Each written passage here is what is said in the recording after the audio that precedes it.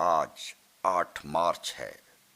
دنیا اسے international women day کہتی ہے، لیکن یہ دن صرف پھول دینے، مبارکباد کے پیغامات بھیجنے یا سوشل میڈیا پوسٹوں کا دن نہیں۔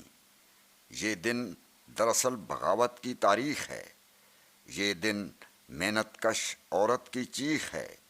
یہ دن اس نظام کے خلاف اعلان جنگ ہے جو عورت کو سستا، مزدور اور خاموش غلام بنا کر رکھنا چاہتا ہے۔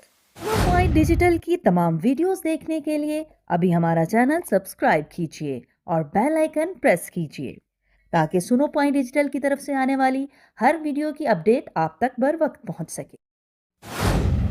اس دن کی ابتدا کسی فیشن شو سے نہیں ہوئی تھی۔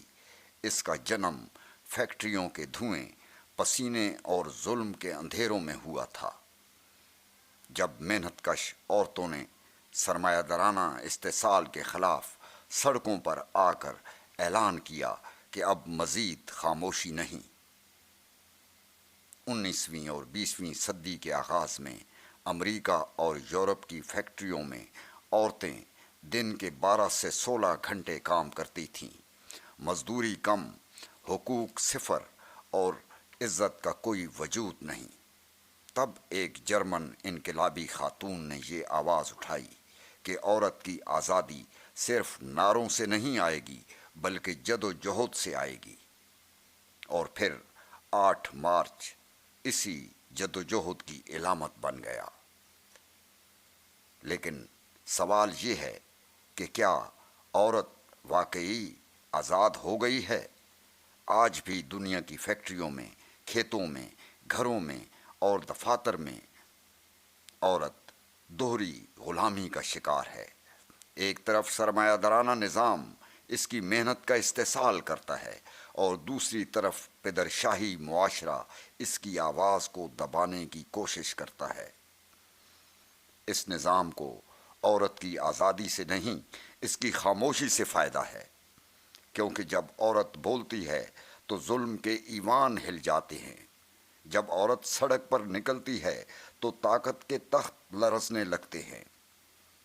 تاریخ گواہ ہے کہ انقلابوں میں عورت ہمیشہ آگے ہی رہی، چاہے رشین ریولوشن ہو جس کی چنگاری بھی عورتوں کی ہڑتال سے بھڑکی، یا پھر دنیا بھر کی وہ تحریکیں جہاں عورت نے صرف اپنے حقوق کے لیے نہیں بلکہ پوری انسانیت کے لیے، آزادی کے لیے لڑائی لڑی۔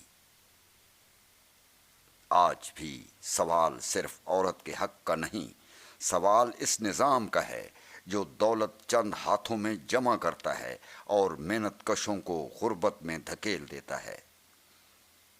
اور اس نظام کی سب سے بڑی قیمت اکثر عورت ادا کرتی ہے، وہی عورت جو فیکٹری میں مزدور ہے، گھر میں محنت کش ہے اور معاشرے میں سب سے کمزور سمجھی جاتی ہے۔ لیکن حقیقت یہ ہے، اگر عورت بیدار ہو جائے تو معاشرہ بدل سکتا ہے۔